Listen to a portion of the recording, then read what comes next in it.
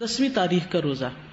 جب آپ سے اس دن کے روزے کے بارے میں پوچھا گیا تو آپ نے فرمایا یہ روزہ گزرے ہوئے 1 سال کے گناہوں کا کفارہ بن جاتا ہے.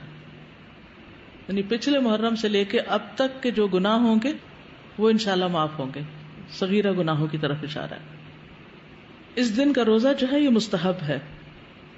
جابر کہتے ہیں کہ رسول اللہ صلی اللہ علیہ وسلم ہمیں عاشورہ کا روزہ رکھنے کا حکم دیتے، ہمیں اس کی ترغیب دیتے اور اس موقع پر ہماری نگرانی فرماتے، یعنی رکھا ہے کہ نہیں. اس کے بعد جب رمضان کے روزے فرض کر دیے گئے تو آپ نے ہمیں نہ حکم دیا نہ منع کیا اور نہ اس موقع پر ہماری نگرانی کی، یعنی نفلی روزہ ہو گیا، مستحب ہو گیا.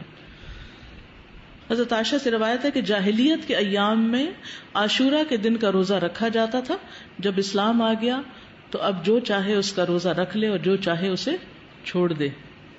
لیکن نبی صلی اللہ علیہ وسلم نے 2 دن کے روزے کا ارادہ کیا، یعنی 9 اور 10 کا.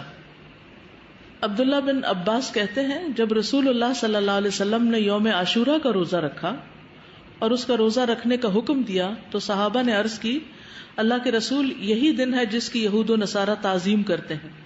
اس پر رسول اللہ صلی اللہ علیہ وسلم نے فرمایا جب آئندہ سال ہوگا تو اگر اللہ نے چاہا تو ہم 9ویں دن روزہ رکھیں گے. کہا اس کے بعد آئندہ سال نہیں آیا کہ رسول اللہ صلی اللہ علیہ وسلم وفات پا گئے. ٹھیک ہے، تو افضل کیا ہے 2 دن کا رکھ لیا جائے، 9 اور 10 کا. اور 9 محرم جو ہے بعض کے نزدیک 9 اور بعض 10 دونوں کو عاشورہ کا دن بھی کہا جاتا ہے. پہلا عشرہ ہے نا اس میں، جی نہیں 11 والی روایت ضعیف ہے. یعنی بعض کہتے ہیں 10 اور 11 بھی رکھ سکتے ہیں، لیکن یہ کہ 11 تاریخ کے روزے کی روایت ضعیف ہے. اصل میں 9 اور 10 ہی ہے. ابن القیم کہتے ہیں کہ ابن عباس کا یہ کہنا تم محرم کا چاند دیکھو تو گنتے رہو اور 9ویں تاریخ کے دن کی صبح روزے کی حالت میں کرو.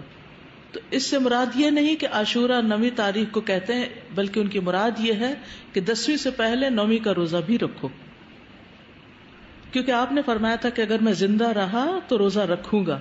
تو یہ ایک طرح سے آپ کی سنت ہو گئی، کیونکہ آپ نے اس کے بارے میں خود صحابہ کو ترغیب دلائی.